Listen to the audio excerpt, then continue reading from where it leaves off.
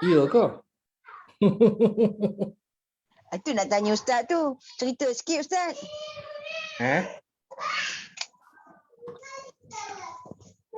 Sebab saya ada banyak info, ada yang kata tak, bukan tarwiyah. Cuma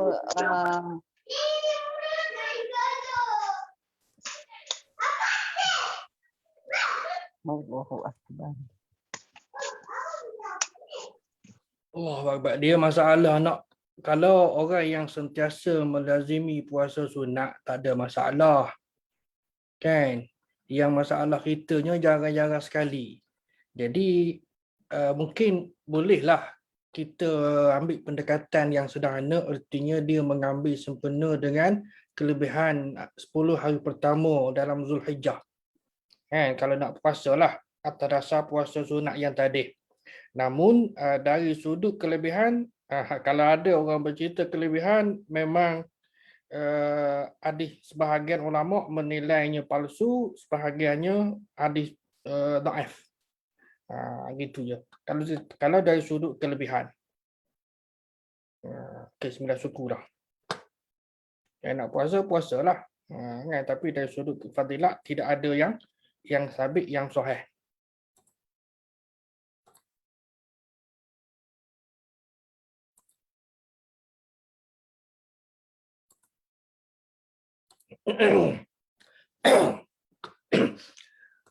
Okay, bismillahirrahmanirrahim. Assalamualaikum warahmatullahi wabarakatuh. Alhamdulillahirabbil alamin wa bihi nasta'in wassalatu wassalamu ala asyrafil mursalin wa ala alihi wa sahbihi ajma'in, amma ba'. Tuan-tuan dan puan-puan muslimin dan muslimat yang dirahmati Allah sekalian, alhamdulillah. Pertama, selamanya marilah sama-sama kita rafakkan syukur kehadrat Allah Subhanahu wa taala atas segala nikmat yang diberikan kepada kita. Dan malam ini kita dah berada pada malam 8 Zulhijjah. Kan? Dapat dengar ke suara saya? Kejap. Dengar Ustaz. Muka tak ada, baru ada muka. Terlupa. Baik. Jadi kita sambunglah cerita kita dalam kisah Israiliyat. Namun sebelum kita mulakan, saya ada apa yang tuan-tuan nampak pada skrin sekarang ni.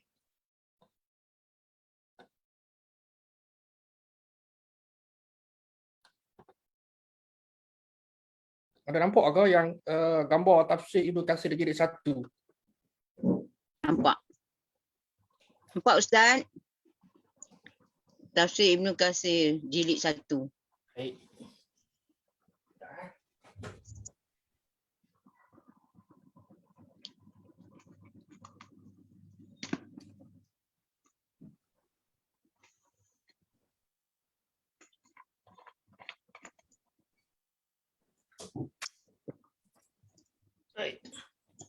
Ini yang bercetak.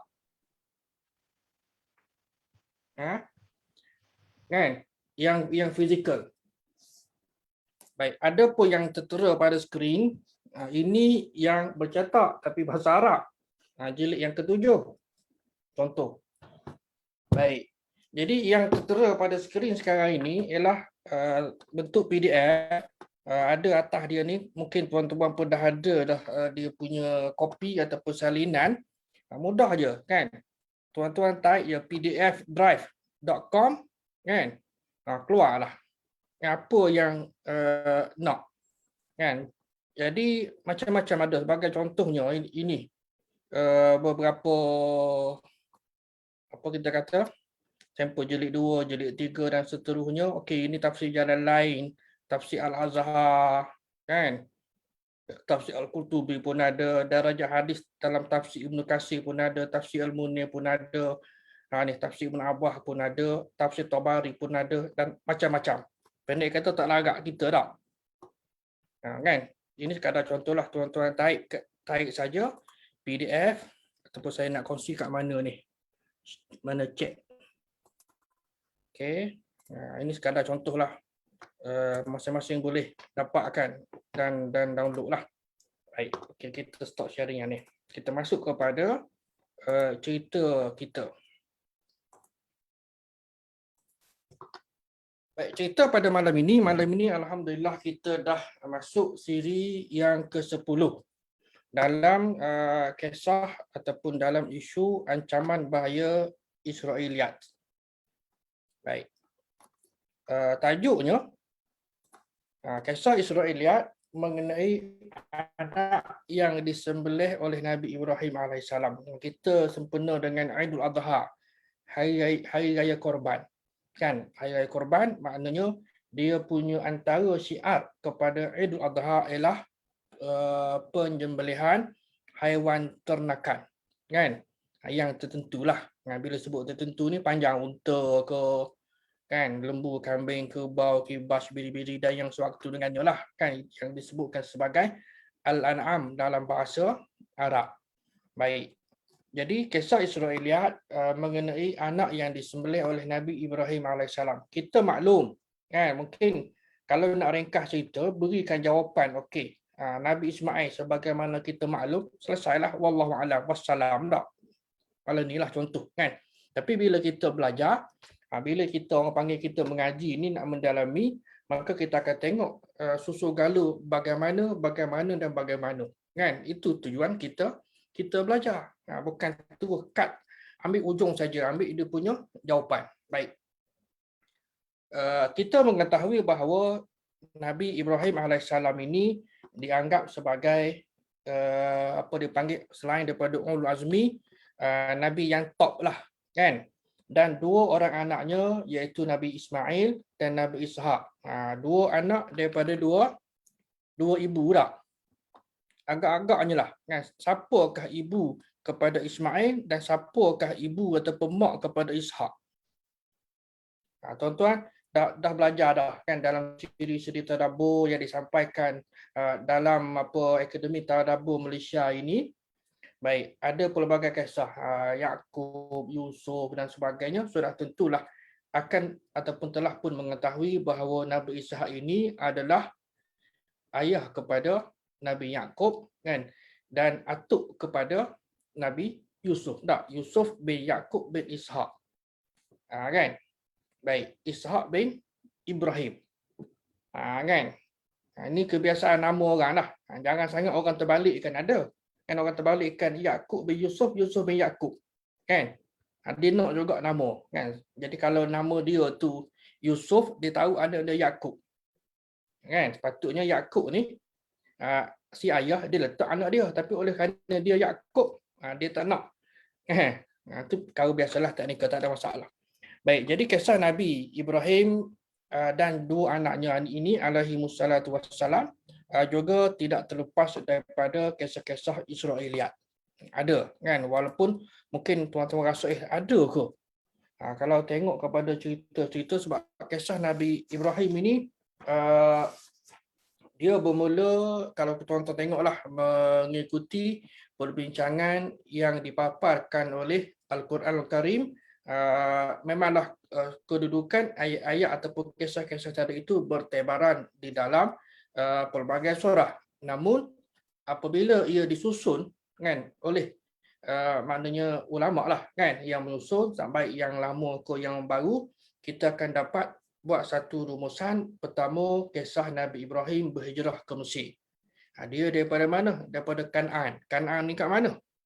Kan, kalau hari ini mungkin kita panggil sekitar Syria lah ataupun Syam. Kan, nama-namanya adalah Syam, mengambil sempena dengan nama anak Nabi Nuh alaihissalam iaitu Sam. Kan, mungkin dari sudut pronunciation tadi antara Sam dengan Syam tu adalah itu, kan. Akhirnya lahirlah negara Syam yang hari ini kita kenali sebagai Syria. Kan. Jadi di situlah kawasan Kan'an. Tak. Kemudian itu yang pertama. Yang kedua, kisah Nabi Ibrahim dikurniakan anak yang bernama siapa dulu ni? Kan? Siapa anak sulung? Ismail ke Ishak? Kan? Baik, yang ketiga, kisah hijrah Nabi Ibrahim bersama dengan Nabi Ismail ke Mekah. Kan? Ke Mekah ataupun juga Bakkah. Sebahagian kitab lama menyebut Faran, akan jumpa nanti.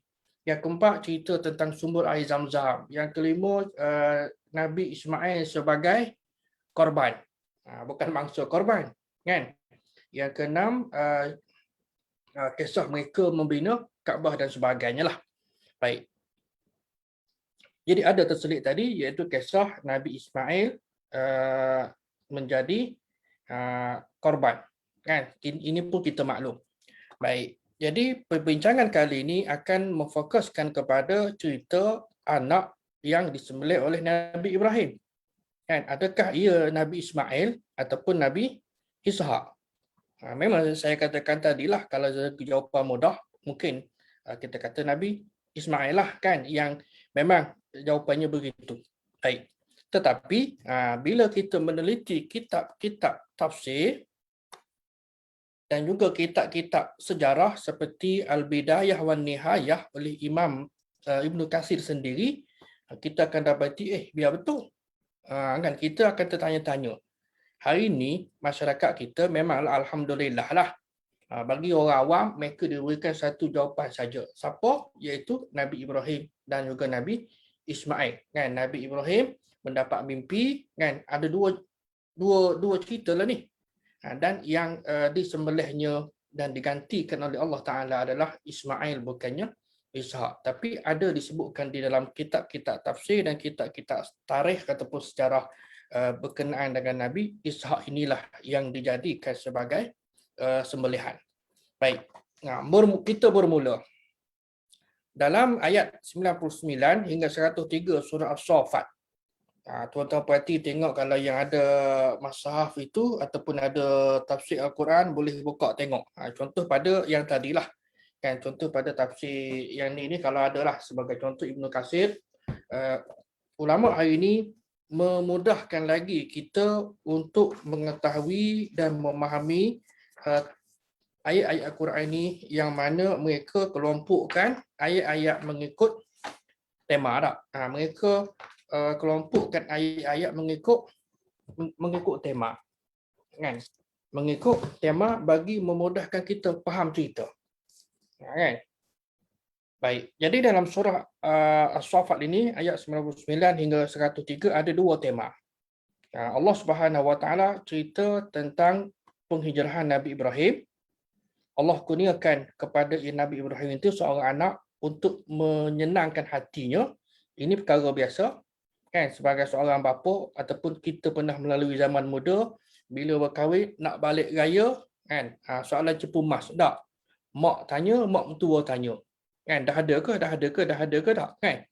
Baik, jadi begitulah menjadi naluri dan fitrah manusia mahukan zuriat. Sebab Nabi pun sama. Baik, anak tersebut kita maklum adalah Ismail AS iaitu anak pertama. Kan? Ini disebutkan anak pertama Nabi Ibrahim AS menurut, saya highlightkan tanda kuning ni, menurut kesepakatan kaum muslimin dan juga ahli kitab. Mengapa di-highlightkan ahli kitab? Sebab sumber kepada sebahagian daripada cerita ini datangnya daripada kitab Taurat. Situ datangnya daripada ahli kitab dan datangnya dari kitab Taurat. Maknanya ada persamaan, sedikit persamaan fakta kan yang ada di dalam kitab-kitab tafsir dan kitab tarikh tadi itu dengan apa yang terkandung di dalam Taurat. Baik.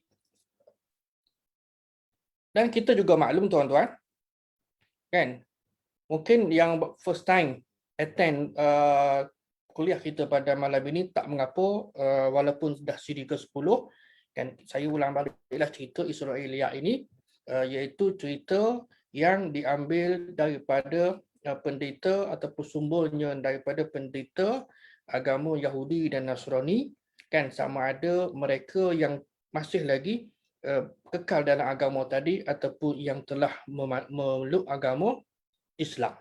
Kan cerita-cerita yang dia bawa. Jadi antara tokoh mereka yang memeluk Islam seperti Ka'ab al-Ahbar dan Wahab bin Munabbih. Kan jadi dia ceritalah tanpa dengan bersangka baik, kan bukan tujuan untuk nak merosak-rosakkan Islam dari dalam, sebab mereka, kita bersangka baik bahawa mereka tulus ikhlas dalam memeluk agama Islam, kecuali golongan munafik. Baik, Imam Ibn Katsir, ini dalam tafsir dia, tahun 98 ni kita tafsir lah, menyebutkan di dalam tafsirnya bahawa ketika Nabi Ibrahim dapat anak tadi tu, kan, umur dia 86 tahun. Bayangkan tuan-tuan tak, kan? Jadi tuan-tuan carilah agak-agaknya tahun berapa. Kalau nak dicarikan tahun, kerana dari sudut fakta Al-Quran dan juga hadis Nabi tidak menyebutkan bilakah iaitu tahun dan tarikh peristiwa ini berlaku. Kan? Tak sebut. Yang adanya ialah dalam kitab Taurat. Jadi timbul isu, apakah kisah-kisah Israeliat ini, terutama kepada rakan-rakan yang baru pertama kali join, adakah sumber daripada Israeliat ini kita kena tolak semuanya, atau kita boleh terima semuanya, ataupun macam mana? Apa sikap kita? Kan, jawapannya ialah kita boleh terima dan kita boleh tolak, kan? Dan kita mengambil sikap yang pertengahan, iaitu kalau dia bercanggah dengan akidah, dengan ibadah, dengan hukum hakam, kan, logik akal dan fakta sejarah, maka apa jua cerita dalam konteks Israeliat ni kita tak boleh terima, maka kita kena tolak. Kalau didiamkan, contohnya yang ulama mendiamkan, kan, walaupun datang daripada sumber Israel, umurnya sekian, kan, umur anaknya sekian, kan, jadi tidak melibatkan perkara akidah, perkara ibadah, hukum hakam, kan, dan yang sewaktu dengannya, maka tidak mengapa walaupun sumber ini datang, walaupun fakta ini datang daripada sumber Yahudi dan Nasrani. Yang ini kena faham, kan? Baik.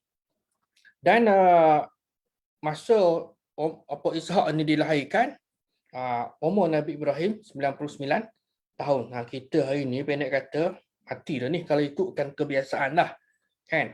Tapi umat dulu panjang umurnya. Baik, kisah penyembelihan dan yang disembelih itu adalah Nabi Ishak. Saya cerita, jangan terkejut tak, kan. Kalau masuk dengan hujung awal-awal dan tinggalkan, biar betul Ustaz tu cerita. Jadi seolah-olah kuliah kita pula membawa fitnah. Tidak, jangan salah faham, kan. Baik. Jadi menurut ahli kitab, kan, ini dalam versi mereka lah, ketika Allah perintahkan kepada Nabi Ibrahim alaihissalam untuk menyembelih anak satu-satunya. Kan? Mana satu-satu anak ni siapa dia? Kalau saya tanya tuan-tuan, siapa yang dilahirkan dulu? Ismail ke Ishak? Kan? Ismail. Kan? Daripada mana puan tahu? Contohlah, kan, kita ni pengetahuan biasa saja, tapi pengetahuan secara ilmiah mesti dibuktikan, kan. Okey, mana ada? Ini contohlah, okey, kitab Taurat, dalam kitab Kejadian ke kitab itu ada menyebutkan sekian, kan. Soal kita nak terima tak terima evidence tadi, itu satu hal lah, tapi nak ceritanya ada. Begitulah contohnya, kan. Jadi satu-satunya anak, okey, anak pertama siapa dia? Kan. Jadi dalam naskah yang lain disebutkan bahawa dia adalah anak bujang ataupun anak yang dewasa ataupun anak remaja. Maknanya kita faham bahawa Ismail ni telah pun membesar, kan, telah pun meningkat usia lah, mungkin sebab dia tak berikan berapa usia dah, meningkat remaja, mungkin kalau anggarkan mungkin belasan tahun, kan. Begitulah lebih kurang, ataupun awal 20-an, wallahu a'lam, kan. Jadi pentingkah? Tidak penting. Kan? Jadi mereka memasukkan penipuan, pendustaan dan mengada-ngada di sini, iaitu menyatakan bahawa anak yang disembelih tadi itu adalah Ishak. Sebab apa? Sebab kita kena faham susu galur cerita, Ibrahim duduk atas, kemudian daripada Ibrahim itu Ishak dan Ismail. Kan? Okey, kita dah bincang Yakub. Kan? Daripada Yakub, Yusuf, kan? Yakub ni daripada Ishak, kan, dan daripada Ishak inilah sebagai bermulanya susur galur kepada Bani Israel. Kita kena faham sentimennya di situ, kan, sentimennya di situ.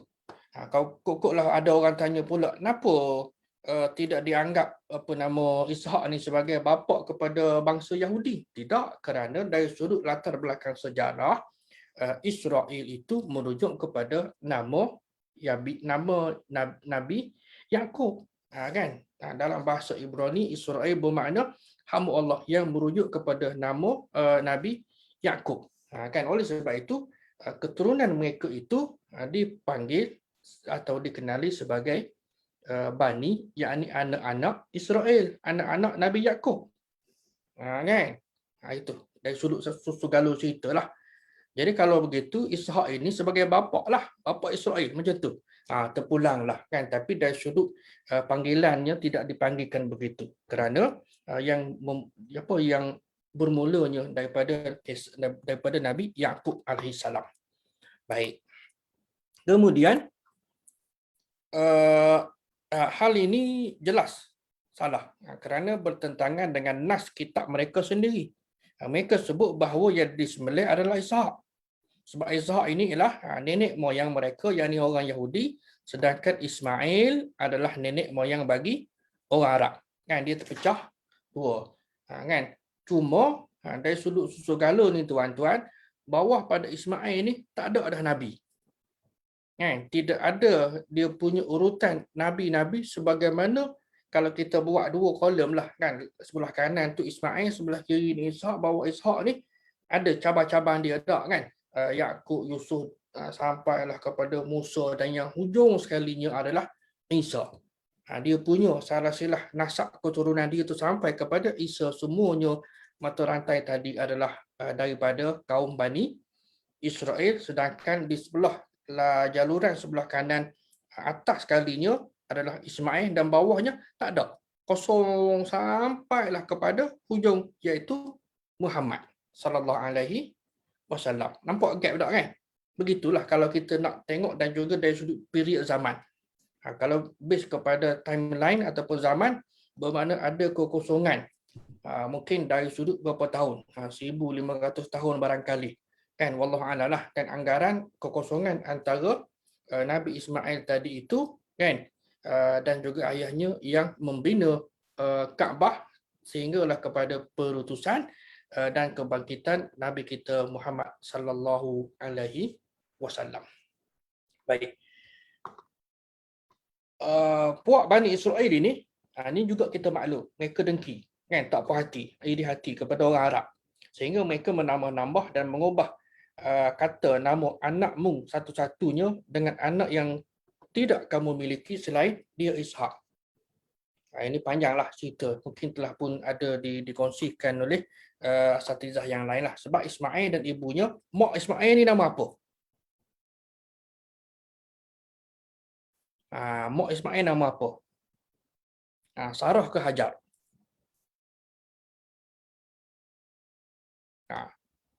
Ustaz ni banyak tanya pula. Kan? Jadi sebab Ismail dan ibu dia dibawa oleh Ibrahim pergi ke Mekah. Siti Sarah. Kan? Baik. Ini adalah pentafsiran dan pengubah yang tidak benar. Ini kata Dr. Muhammad Abu Syubah.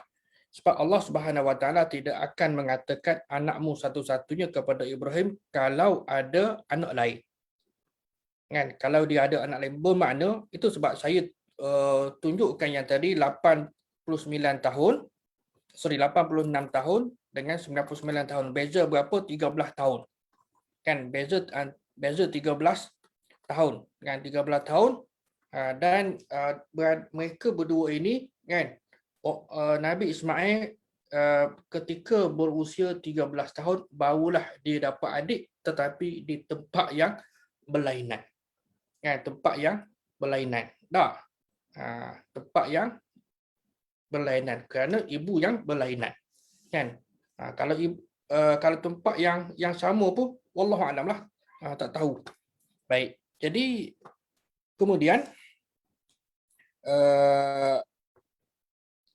kepada Ibrahim tadi, kalau dia ada anak lain di samping itu, sebenarnya anak pertama itu ini biasalah kan. Kecuali kita pengalaman hidup kita tuan-tuan. Kan, kecuali anak setahun kan, mak baru je habis pantang. Dah mengandung pula. Kan? Kok lah manalah tahu. Kalau anak pertama tadi tu lahir pada Januari, kan, anak yang kedua lahir pada Disember. Kan? Kadang-kadang orang senyum lah, kan, orang tahu ini pasangan muda. Tak? Kan? Jadi kalau dalam konteks kita ni, mungkin kalau selang banyak tahun, bermakna ada ruang untuk si bapa dan si ibu menumpahkan kasih sayang kepada anak yang pertama tadi. Sebab dia the only one.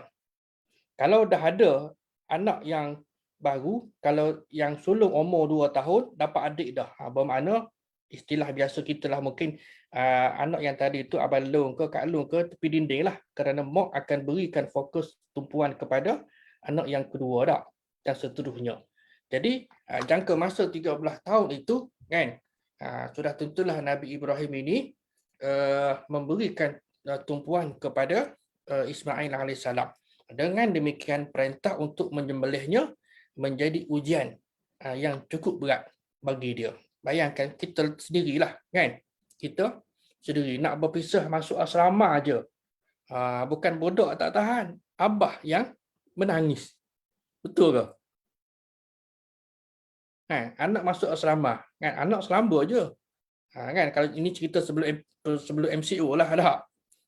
Kan? Jadi ayah yang menangis. Sebab apa? Sebab tak pernah berpisah dan ayahnya terlalu caring. Mak selamba je pasal apa? Mak nak pula kalau yang sulung tadi lelaki, dia satu-satunya anak lelaki, yang bawahnya semua girls, yang perempuan, maka dia jadi kamcing ayah. Kan? Kemana sahaja pun orang Kelantan panggil anak butik. Jadi bila anak dah masuk asrama, sekolah asrama, ayah yang paling terkesan, termenung, ingat ke apa benda. Jadi dia dah kehilangan sesuatu yang mungkin ialah daripada berapa tahun, 12 tahun dia bersama dengan anak, sehinggalah anak tadi menjadi remaja. Jadi begitulah. Maka disebutkan Nabi Ibrahim ini setiap waktu pergi tengok anak dia, adik Farad. Farad ni saya tuliskan di sini, sebahagian pengkaji kata dia ni adalah nama lama bagi Mekah, dan sebahagian pengkaji lagi dia kata adalah nama salah satu bukit yang ada di Mekah. Nak tunjukkan bahawa Faran ini mungkin nama lama. Kan, macam setengah tempat kita lah dak. Batu Wers ataupun Teluk Intan, Teluk Anson. Kan, dan banyak lagi lah, kan, tempat kita ni juga ada perubahan nama. Kan, macam Yathrib itu sendirilah. Baik, lalu untuk nak melihat keadaan keduanya, yakni isteri dan anak tadi itu, lalu turunlah perintah Allah Subhanahu Wa Taala untuk menyembelih Ismail alaihissalam. Okay, kita baca tengok. A'udzubillah minasyaitonirrajim. Wa qala inni zahibun ila rabbi sayahdin. Rabbi habli minas salihin fabasyarnahu bighulamin halim. Falamma balagha ma'hu sa'ya qala ya bunayya inni ara fil manami anni azbahuka fanzur ma tara qala ya abati fa'al ma tu'mar satajiduni insyaallahu minas sabirin. Tuan-tuan kalau baca cerita akibat daripada inilah musibah yang berlaku di Syam ataupun Syria pada masa itu, yang menyebabkan Nabi Ibrahim ini ambil keputusan untuk ini, dan juga tekanan daripada kaum dia, ini zahibun, tak apalah, aku mengundur, aku mengalah, bawa diri, kan, zahibun, pergi dah ila rabbi, menghadap Allah Taala, saya di mudah-mudahan Allah ni bagi petunjuk kepada dia. Baik, ini ada cerita, kita baca tengok terjemahan lah. Maksudnya ayat 91, saya tak ambil ayat 91 di sini kerana dari sudut tema ceritanya dia bermula daripada ayat 91 hingga 102, perintah menyembelih anak, manakala tema yang kedua ialah daripada 103 hingga ayat 113, dia punya tema adalah siapa yang disembelih. Kan? Jadi bila kita baca, kita akan tengok, dan Ibrahim berkata, aku pergi menghadap kepada Tuhan aku dan dia akan bagi petunjuk kepadaku. Dan Nabi Ibrahim ada berdoa, ya Tuhanku, anugerahkanlah kepadaku seorang anak yang termasuk yang soleh. Maka kami, kata Allah Subhanahu Wa Taala, berikan dia khabar gembira dengan seorang anak yang bighulamin halim tadi. Kan bighulamin halim. Falamma balagha, bila anak tu dah besar, tak kala anak itu sampai umur, sebahagian menyebut besar ni maknanya remaja ke belia ke dewasa ke, lebih kurang macam itulah. Kan? Berusaha bersama-sama dengan Nabi Ibrahim alaihissalam, maka kata si ayah Ibrahim, wahai anakku, sesungguhnya aku melihat dalam mimpi aku menyembelihmu. Maka fikirkanlah apa pendapat kamu. Kalau dalam kitab tafsir disebutkan daripada Ubaid bahawa mimpi Nabi ini, mimpi para Nabi ini adalah wahyu. Maka dalam konteks mimpi Nabi Allah Ibrahim alaihissalam untuk menyembelih anak dia Ismail, itu adalah wahyu, dan dia pun tanyalah pendapat anak. Anak kata apa? If'al ma zatu'ma, buatlah sebagaimana yang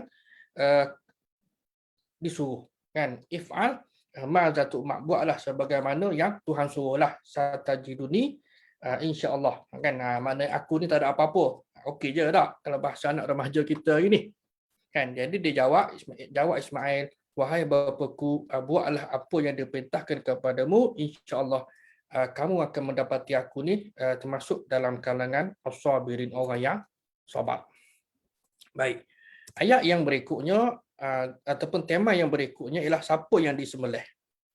Kan, siapa yang disembelih di sini ialah bila keduanya telah berserah diri kepada Allah Subhanahu Wa Taala,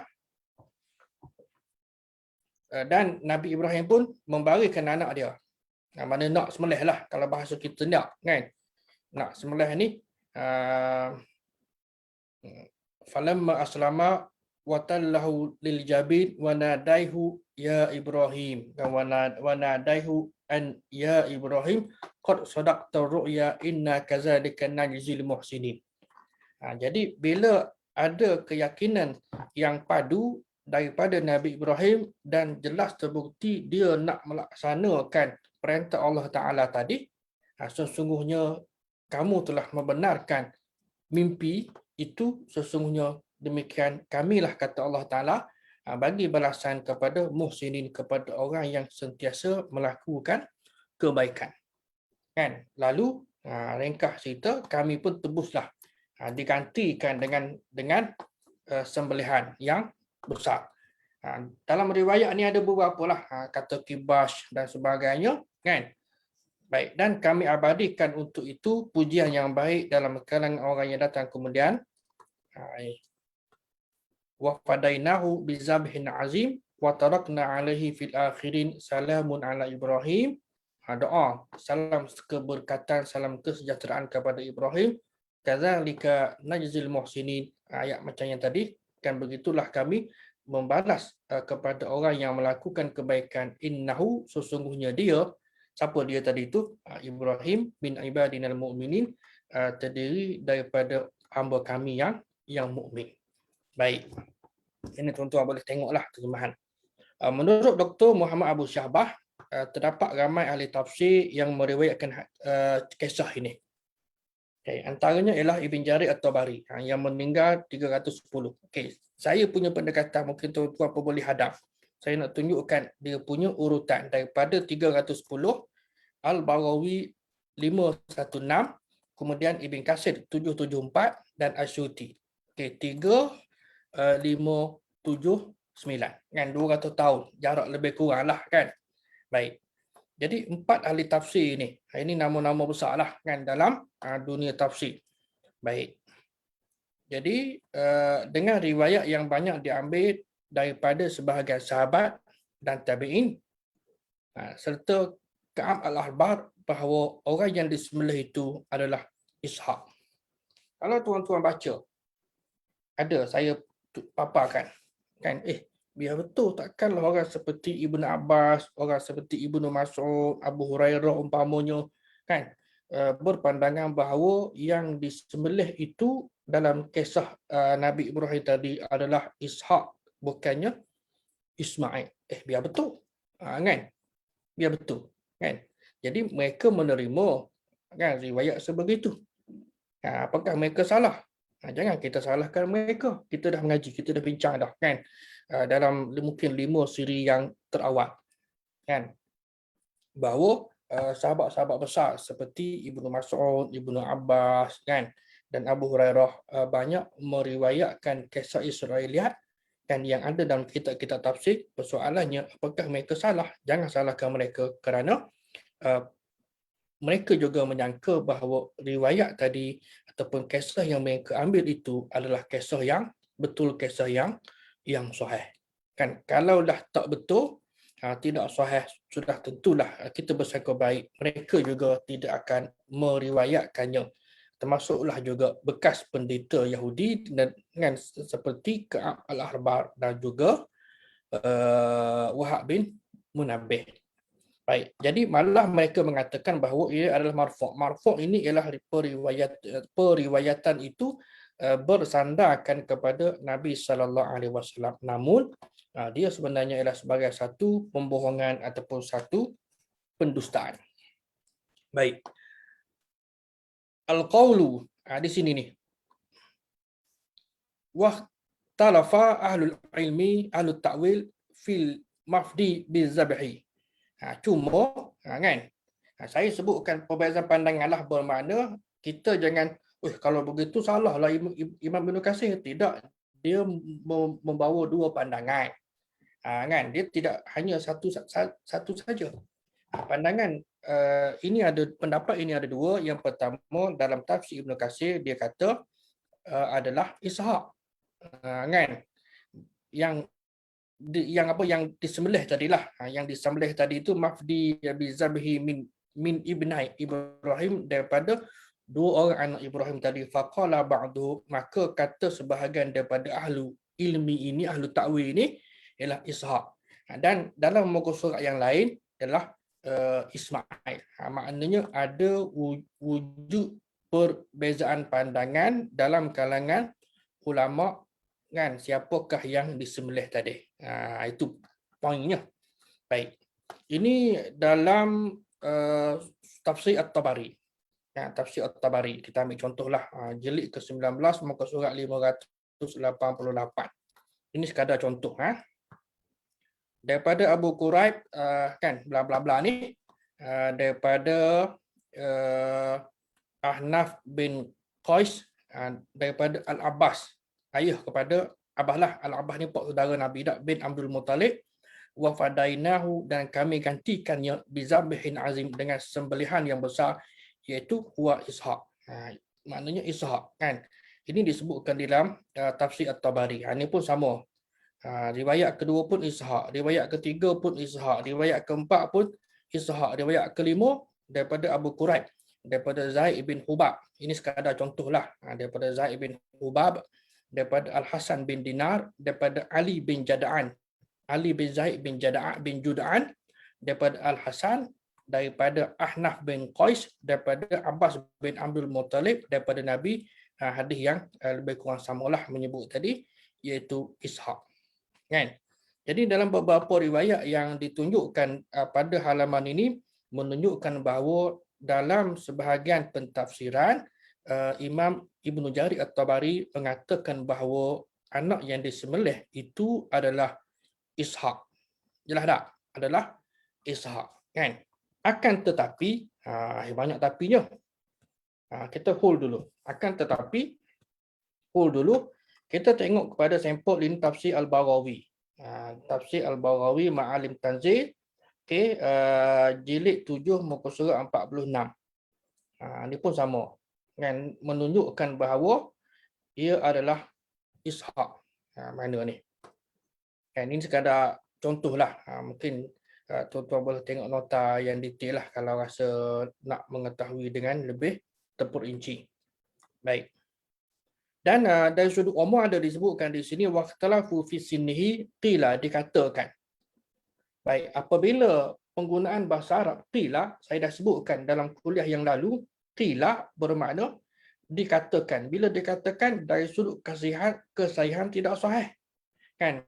Dalam perkara akidah, dalam perkara ibadah memang tak boleh pakai. Tapi kalau dalam konteks fakta cerita ni tak ada masalah lah. Berapa umur budak tu? Kana ibnu salah yang asyarah sana, 13 tahun. Wakilah dan juga dikatakan 17 tahun. Sab'un sini, 7 tahun. Kan? Jadi tak ada masalah dah. Kerana dia tidak melibatkan bukannya nak sembelih orang. Lainlah apa dia. Kalaulah disyariatkan bahawa seorang bapa bila nak korban, kan, tapi tidak berlakulah. Nak cerita pada tuan-tuan, kan, nak korban anak ni sempena raya korban, okey, mesti mengorbankan anak lelaki yang umurnya baru macam ni, barulah boleh diterima pakaian ni. Yang ni kita bincang dina, okey, nak terima tidak terima, okey, dalilnya tidak kuat maka tak boleh. Contoh gitulah. Baik. Jadi ini dia punya dalil dia, dan ulama berbeza, kan, minal muslimin tentang budak ni. Maknanya anak yang diperintahkan Ibrahim untuk menyembelihnya iaitu Ishak. Kan? Ada yang kata Ishak. Okey, kan? Saya skip lah. Jadi ada yang kata Ishak. Begitu juga dalam tafsir Ibn Katsir. Pun sama, kan? Juga Ishak. Ini sebagai nak tunjuk contoh lah, kan? Baik. Dan juga satu lagi tafsirnya ialah tafsir As-Suyuti. Yang meninggal tadi berapa? 911 juga menyebutkan bahawa ialah Ishak. Kan?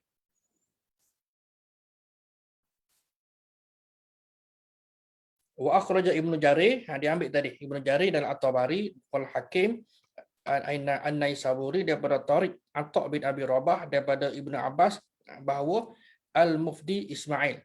Kan? Maknanya yang ni pertama. Dan orang Yahudi waza'amatil Yahud, orang Yahudi menyangka yang disembelih itu adalah Ishak. Kan? Wa kadzabatil Yahud. Dan dustalah orang Yahudi. Dan alhamdulillah lah, dalam konteks penceritaan yang tersebar dalam masyarakat kita, saya tak pernah dengar bahawa yang disembelih tadi itu adalah Ishak. Kan? Ya betulnya alhamdulillah lah. Ini setakat ni betul.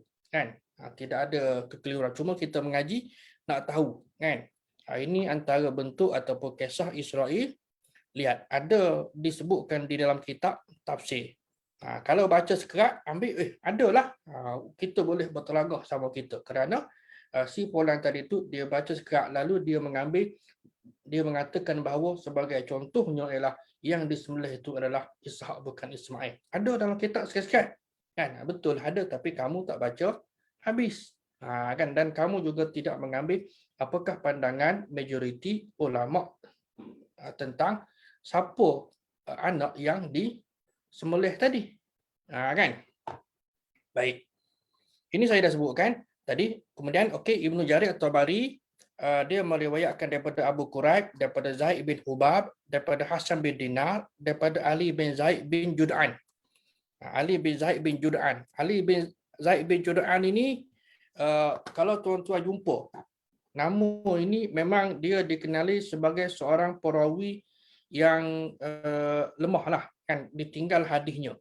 Makna kalau ada dalam rangkaian perawi ini cari penyakit, bermakna riwayat tadi tu lemah. Nama ini popular. Nama ini popular bila masuk Ramadan. Kan? Dalam hadis yang panjang, saya mengajar part time subjek ulum hadis di USIM bulan Ramadan, telah bermulalah tahun 2007, lama dah. Jadi pada masa tu okey, mintalah pelajar ni masuk library. Minta pelajar masuk library, minta cari satu hadis yang popular lah dalam Ramadan. Awwaluha rahmah wa awsatuha maghfirah wa akhiruha itqum minan nar. Kan? Hadis ni adalah antaranya punca dia ni lah, Ali bin Zaid bin Jud'an. Kan? Hadis tadi dikategorikan sebagai yang dhaif, hadis munkar. Walaupun ada dimuatkan di dalam Sahih Ibnu Khuzaimah. Orang tak mengaji, dia kata hadis ni sahih. Sebab apa? Sebab berada dalam kitab Sahih Ibnu Khuzaimah. Kalau lah dah nama kitab hadis sahih, takkanlah hadis yang dalamnya tidak sahih.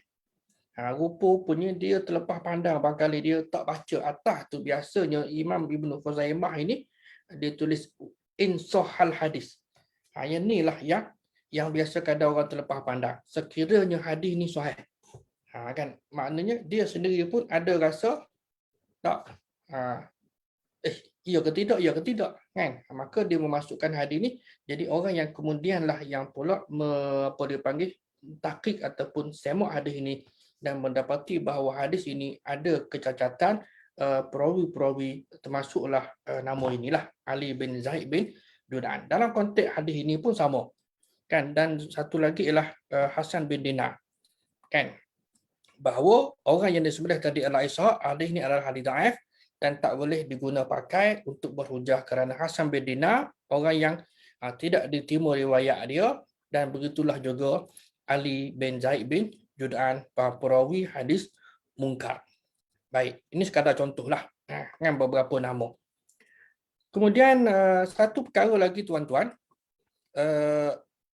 orang kita pun banyak ni Ad-Dailami kan, kitab dia Musnad Al-Firdaus kan, Musnad Ad-Dailami kan.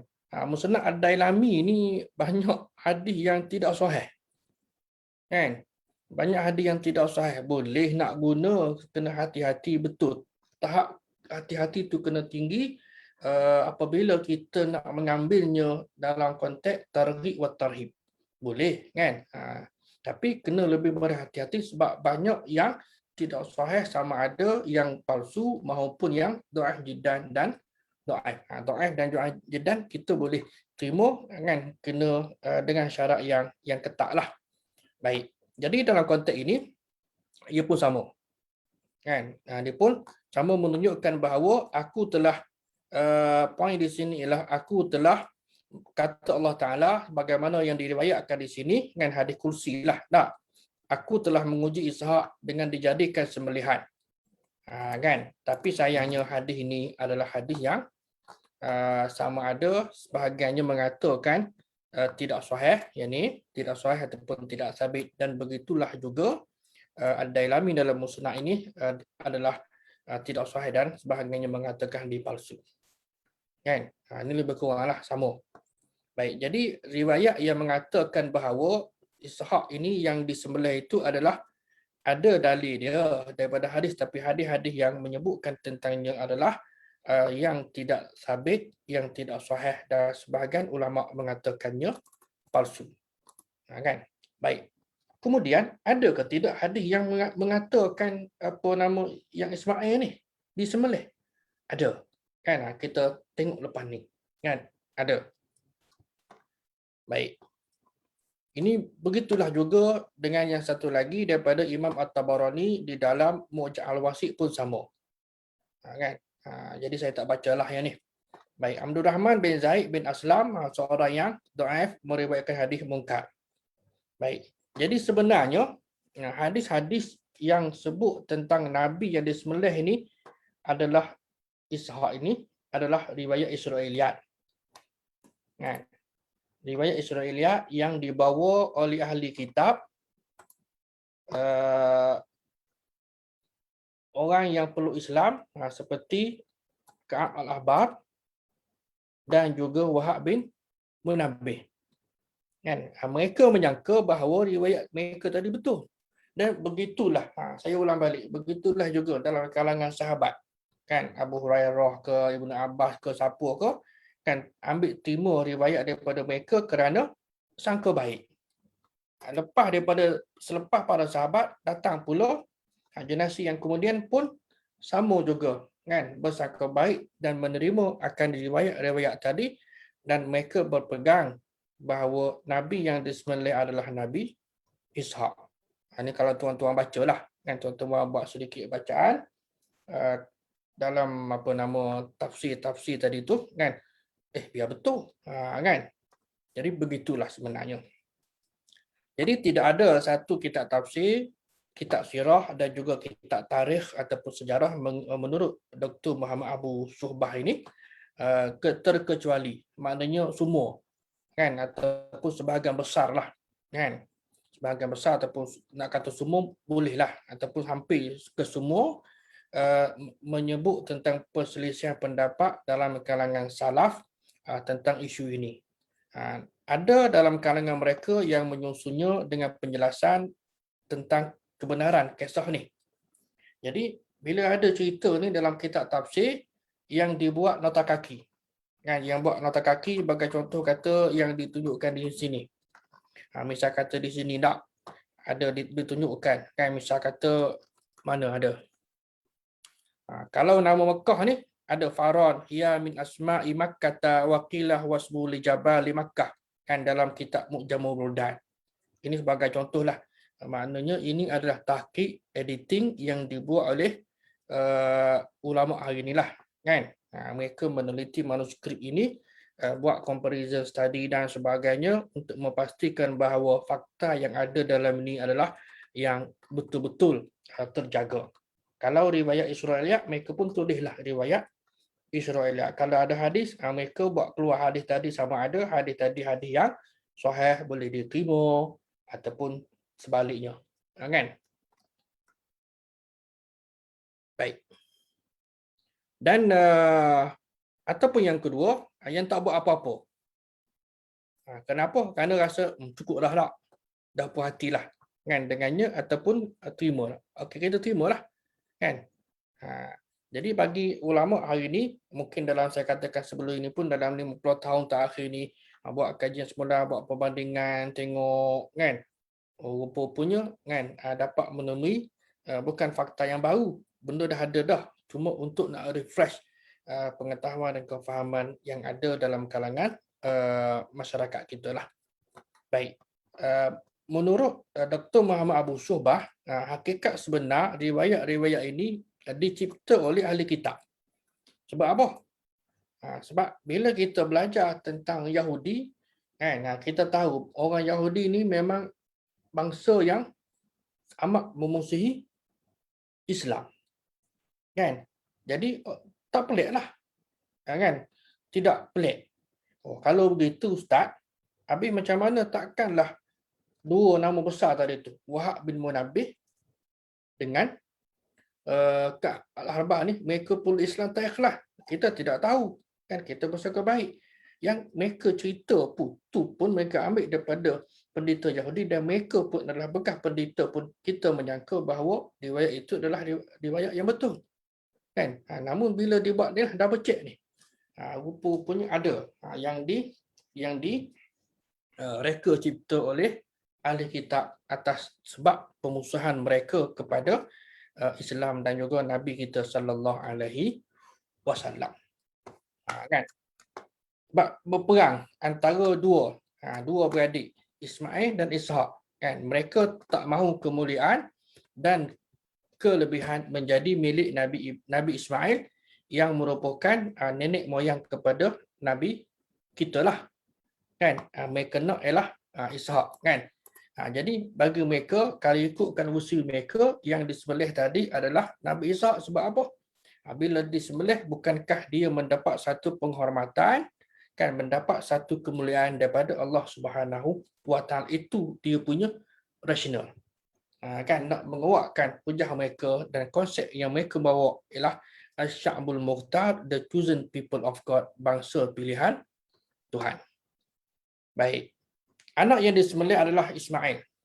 Sebenarnya anak yang disembelih ini kita maklum, dan beliaulah yang dimaksudkan oleh zahir ayat yang kita baca, dan juga terdapat beberapa asar daripada sahabat dan tabi'in. Antaranya asar tadi ialah mencapai tahap marfu', iaitu pengakuan Nabi SAW terhadap apa yang disampaikan kepadanya. Baik, ada. Kisah ini diriwayatkan oleh majoriti sahabat dan tabi'in. Kemudian orang yang kemudianlah imam-imam ataupun ilmuwan besar dan juga ulama hadis. Nama-nama seperti ni Ali bin Abu Talib, Ibnu Abbas, Ibnu Umar, Abu Hurairah, kan, dalam kalangan sahabat yang riwayat cerita ni. Cerita mana? Cerita Nabi Ismail yang disembelih. Namun ada juga riwayat Ibnu Abbas, kan, contohnya berkenaan dengan Nabi Ishaq disembelih. Kan? Mana satu, takkanlah dua-dua. Dia bertindak melaporkan cerita. Baik, dalam kalangan tabi'in, nama-nama seperti Imam Mujahid, Hasan al-Basri, Sa'id al-Musayyab, dan Imam Ibn Hanbal juga, Imam Ahmad bin Hanbal juga ada meriwayatkan hadis ini. Baik, Ibnu Qayyim al-Jauziyah dalam kitab dia Zadul Ma'ad. Zadul Ma'ad ini tuan-tuan boleh cari, kan, tengok yang edisi terjemahan pun ada. Menyebutkan bahawa pendapat yang betul dalam kalangan ulama, sahabat, tabi'in dan mereka selepas mereka adalah Ismail. Betul lah tak? Sebagaimana yang kita pegang. Kan? Malah ia merupakan pendapat yang masyhur dalam kalangan orang Arab sebelum kebangkitan Nabi SAW lagi. Artinya betul.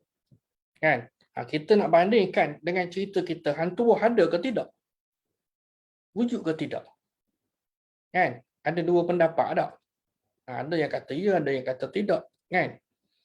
Kerana cerita-cerita dalam buku tulisan Kasih Ahmad ni hang tuah ke, kan? Banyak mitos tak? Hang tuah bawa ubi kayu masuk dalam kubur, kan? Dan seumpamanya lah. Baik. Muka surat 10. Asal yang menunjukkan yang disembelih itu adalah Nabi Ismail. Ada beberapa hadis dan juga asar daripada sahabat dan tabi'in yang menunjukkan bahawa yang disembelih tadi itu adalah Nabi Ismail, bukannya Ishaq. Kan? Kalau tadi ada hadis yang menunjukkan Nabi Ishaq, betul? Kan? Jadi sekarang ada dua.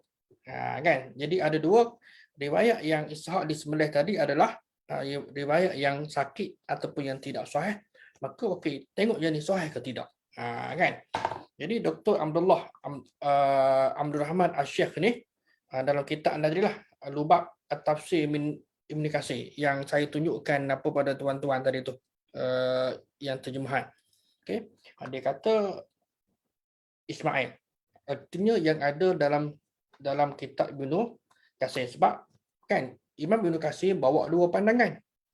Kan, bawa dua pandangan. Dan begitu juga dengan imam yang lain. Tuan-tuan jangan keliru. Kan? Imam yang lain, Ibnu Jarir dan sebagainya, juga mereka membawa pandangan dan sikap Ibnu Jarir, kan, dia cerita. Apa yang dia dapat di cerita-cerita, kemudian orang kemudianlah yang analyze, yang dia panggil bahasa Arabnya mentahqiq, menyemak kesahihan, ketepatan cerita tadi. Itu sikap Imam Ibnu Jarir At-Tabari yang telah kita bincangkan dalam siri kuliah yang terdahulu. Baik, Imam Al-Hakim An-Naisaburi dalam Mustadrak Al-Hakim dan juga Ibnu Katsir dalam tafsir dia dan lain-lain juga ada menyebutkan bahawa Abdullah bin Sa'id As-Sanabihi, dia kata kami hadir dalam majlis yang diadakan oleh Muawiyah bin Abu Sufyan. Dan kumpulan itu dalam memperingati Ismail AS dan Ishaq ni. Yang mana satu mereka ni kena sembelih. Kan? Yang mana satu mereka ni kena sembelih. Dua-dua ke tak? Sebab mesti salah seorang saja. Jadi sebahagian mereka kata Ismail. Golongan kedua kata Ishaq. Kan? Golongan pertama kata Ismail dan golongan kedua kata Ishaq. Jadi ada dua pandangan. Okey, kata Muawiyah, kamu akan kalah dengan orang berilmu. Kami sedang duduk di sisi Rasulullah, lalu baginda didatangi oleh orang Arab Badui. Lalu Arab Badui itu kata, ya Rasulullah, aku telah tinggalkan harta yang telah habis, keluarga aku binasa, harta aku hilang lenyap, maka beritahulah kepada aku berapa bagi aku daripada harta yang telah diberikan Allah kepada kamu, yakni al-faid ini. Macam harta rampasan perang. Wahai dua orang yang telah disembelih. Maka Nabi senyum. Nabi tidak menafikannya dan kaum yang duduk di sebelah Nabi ni, di sisi Nabi ni, tanya siapa dua orang yang disembelih tu, ya Amirul Mukminin, mana merujuk kepada Rasulullah bukan kepada khalifah di sini ni, kan? Sebab biasalah kalau dalam kalangan sahabat mereka cukup sopan memanggil Rasulullah dengan Rasulullah. Kalau orang Badui kadang-kala dia panggil nama saja. Kita kena faham tak? Orang kampung. Kan orang kampung, dia panggil ikut dia lah. Macam hari ni lah panggilan kita ni, kecil, besar, tua, muda, abang, akak. Tak? Kerana yang jenis orang bertitle, Datuk ke Tan Sri ke nak pergi gunting rambut. Kan? Pergi kedai Aceh, depo tu manalah kenal. Ini orang bertitle, dia tak peduli apa, dia panggil abang ke. Kalau taruh kopiah mungkin orang panggil haji. Kan? Jadi nak suruh panggil yang bertitle ni, wallahualam lah. Tak?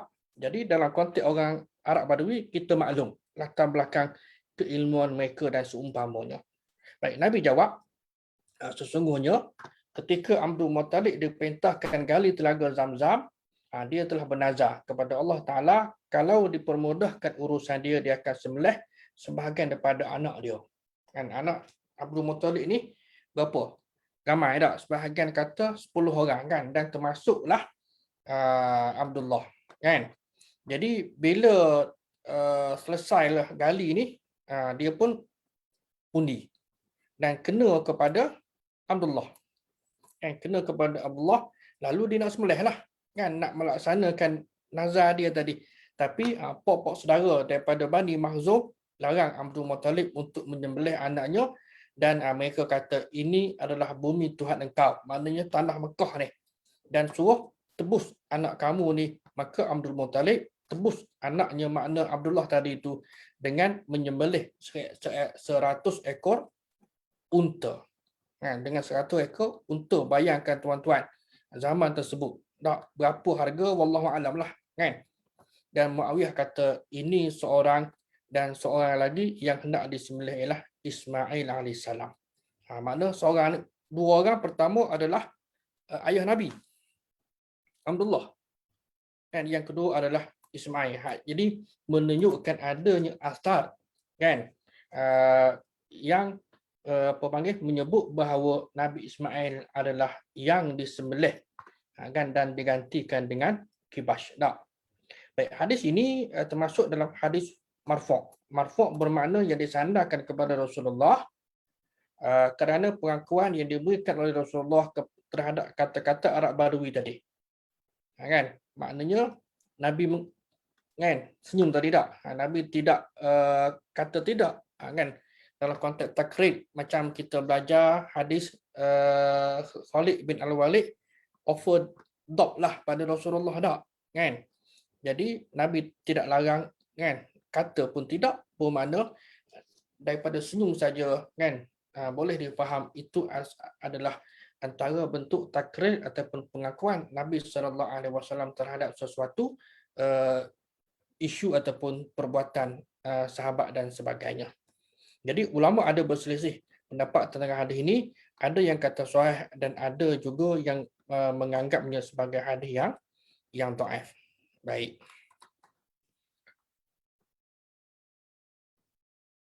Ini sebagai gantilah. Ini sebagai contoh lagi tuan-tuan. Hadis daripada Ibn Abbas radhiyallahu anhuma, kan, wa fadainahu bizabhin azim. Ini digantikan dengan kibash tak, daripada syurga. Kan? Jangan tanyalah pula tak kibash tu kalau apa, besar kecil ke berapa umur kan. Kerana dalam Al-Quran dan juga dalam hadis-hadis Nabi SAW tidak diceritakan detail. Jadi yang penting ialah kita beriman sepenuhnya sebagaimana yang ada. Kan mudah sebab dia bukan poin utama tak. Kan kalau kita cari apakah faedah, tak ada faedah pun.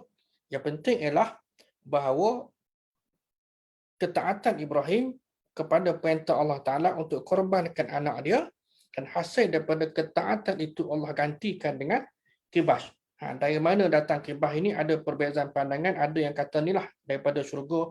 Itu lantak pilahlah, biarlah daripada mana. Yang penting ialah ketaatan itu dan Allah gantikan, kan, sebagai ganjarannya, kan, sebagaimana kita baca tadi, wa kadzalika najzi, kan, dan kita begitulah demikian kami membalas kepada orang yang melakukan kebaikan, dalam ayat yang kita bacakan tadi. Baik. Kemudian, ini pun sama. Ini sekadar contohlah. Baik. Kemudian di hujung kuliah kita, sekarang dah 10.18. Sebagai kesimpulan, kan? Ini dalam Al-Bidayah wan Nihayah, tuan-tuan. Okey, sebelum kita berhenti, ini kitab tarikh ataupun kitab sejarah yang ditulis oleh Imam Ibn Katsir rahimahullah. Kan? Jadi kalau kita belek, kita akan ayat ni dia panjang, dia bertalian daripada kisah penghijrahan tadilah.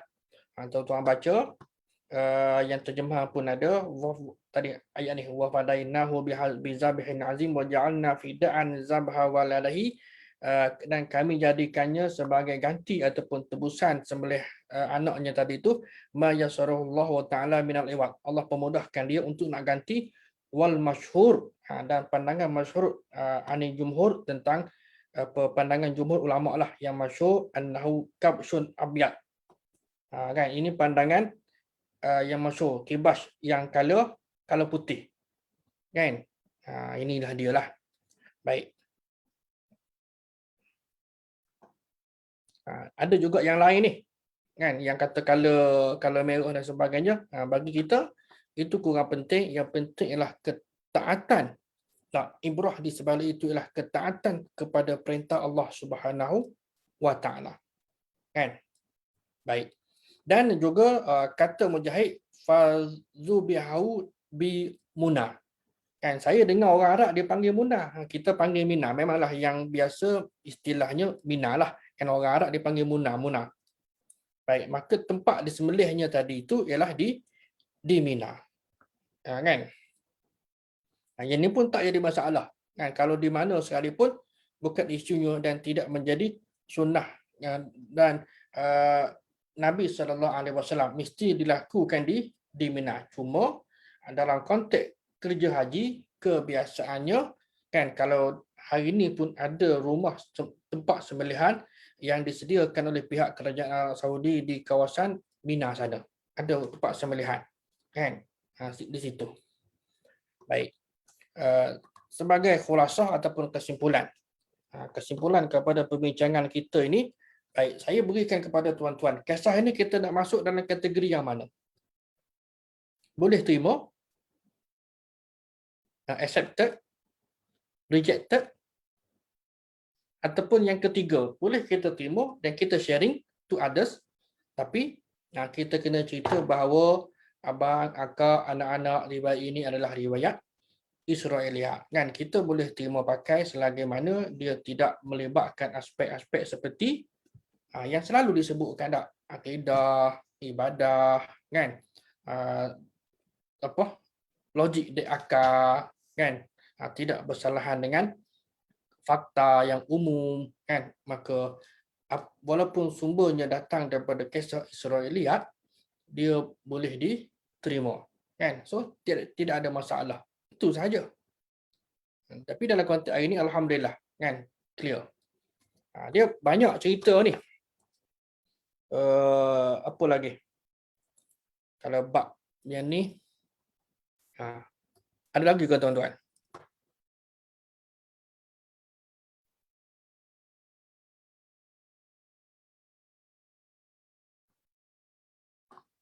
Okey, kalau ada soalan ke?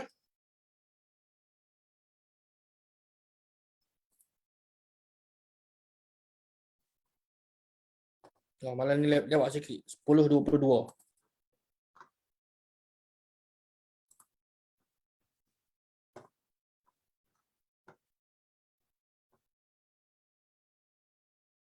Baik, kalau tidak ada soalan, kita berhenti di sini. InsyaAllah kita sambung pada hari Selasa, Hari Raya, malam Rabu dah, kan? Dan saya ucapkan selamat menyambut Aidul Adha. Mudah-mudahan Allah Subhanahu Wa Taala menerima segala ibadah kita. Antara ucapan yang biasa dilakukan oleh para sahabat ialah bila mana mereka bertemu, mereka saling mengucapkan taqabbalallahu minna wa minkum. Yakni semoga Allah Subhanahu Wa Taala menerima amalan kita. Kan? Jadi hari ini pun samalah, kan? Kita tukarlah sikit selamat hari raya selamat raya boleh kan. Hari ni pun mungkin dah ada dah dalam media sosial dan sebagainya tadi. Ucapan taqabbalallahu minna wa minkum, semoga Allah Subhanahu wa taala menerima amalan kita dan kita dalam masa yang baki ni kita berusahalah setakat mana yang boleh untuk melaksanakan ketaatan dan memperbanyakkan amal ibadah kita kepada Allah Subhanahu wa taala. Jadi sekian saja aku qauli hadza, astaghfirullahal azim li wa lakum. Wassalamualaikum warahmatullahi wabarakatuh. Dan kita tangguhkan dengan kafaratul majlis dan suratul asr. Wallahu a'lam. Wassalamualaikum warahmatullahi wabarakatuh.